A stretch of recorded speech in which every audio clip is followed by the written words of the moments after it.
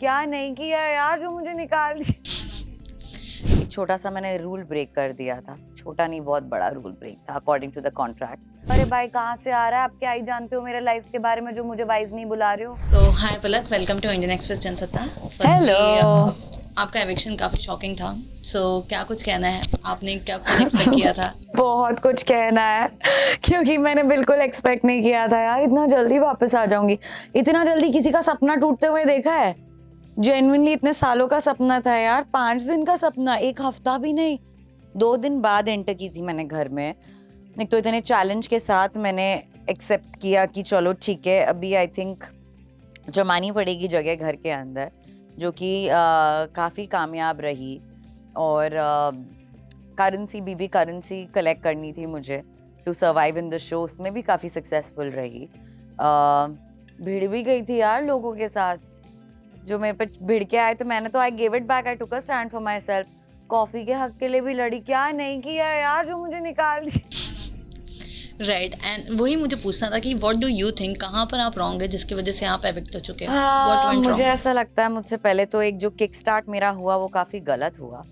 एक छोटा सा मैंने रूल ब्रेक कर दिया था, छोटा नहीं बहुत बड़ा रूल ब्रेक था according to the contract, which I did apologise to the makers, the channel, Salman sir, that हो गई यार गलती, नादानी में हो गई। बट मैसेज हम एक्साइटमेंट में भेज देते हैं ना कभी कभी दोस्तों को, तो वो चीज़ हो गई। और आई थिंक यार मैंने तो अपना 100% दिया, ऐसा नहीं है कि मैं दिख नहीं रही थी या I am not active in the show. I was active and these were Abhishek's words also. He was like, आप मुझे सबसे ज़्यादा एक्टिव लगे हो चारों में से in these 4-5 days. तो अगर 4-5 दिन में मैं इतना दिखा सकती हूँ तो then if I would have lasted in the show, I could have shown so much. So that is something I feel I've been disappointed. या बीच में जो मिसअंडरस्टैंडिंग थी क्या हो गई काफ़ी हद तक, and I personally went and confronted her, जो कि मुझे लगा that you know it's the best decision that I could take. Because कहीं ना कहीं वो चीज़ मुझे खा रही थी, नॉट विद एन इंटेंशन कि हमारी दोस्ती वापस हो जाए, बट एटलीस्ट वो जो एयर है वो क्लियर हो जाए, because I wanted to know what's going on in her head. So that is something that I really really wanted to know. So then वो काफ़ी हद तक क्लियर हो गई चीज़ें। राइट, एंड क्या लग रहा है आपको कि मतलब आप घर के अंदर अविनाश को थोड़ा नोटिस करते या चांस देने का सोच रहे थे क्या? नहीं, बिल्कुल नहीं। वो इंसान को मैं वापस चांस कतई ही नहीं दे सकती हूँ अपने लाइफ में, because the things that he's shown me, the sides that he's shown me after I got back and I saw certain चीज़ें जो उसने बोली मेरे बारे में which was very unacceptable and सरासर झूठ थी वो। मुझे ऐसा लगता है जहाँ आप गलत हो you have an option to keep quiet. You should rather keep quiet and not lie on national television, especially when you were wrong in that relationship. That guy has some guts to do that, man, really. So I was very disappointed. I wish वो चीज़ें मुझ तक पहुँचती तो I would have totally reacted in a different way. Right, and well घर के अंदर आपका पूजा भट्ट के साथ भी फाइट हुआ था। सो क्या कुछ कहना है अबाउट दैट फाइट? वो बहुत ही अनकॉल्ड फॉर थी, मुझे लगा कहीं की भड़ास कहीं और निकाली गई है ऑनेस्टली, क्योंकि मैंने तो उनको बिल्कुल इंस्टिगेट नहीं किया। मैं किचन में शांति से अपने चावल धो रही थी, वहाँ पे आके वो मेरे पे चढ़ाई करनी शुरू हो गई। You are you are not wise, she is more wiser than you, she has more wisdom than you. अरे भाई कहाँ से आ रहा है, आप क्या ही जानते हो मेरे लाइफ के बारे में जो मुझे वाइज नहीं बुला रहे हो। You think you are superior. मैंने कब उसको सुपीरियोरिटी कॉम्प्लेक्स फील करवाया यार? It made no sense to me. I was absolutely clueless. I was like, what is this woman trying to do? And there I had to take a stand for myself because I didn't disrespect you. I didn't say anything against you.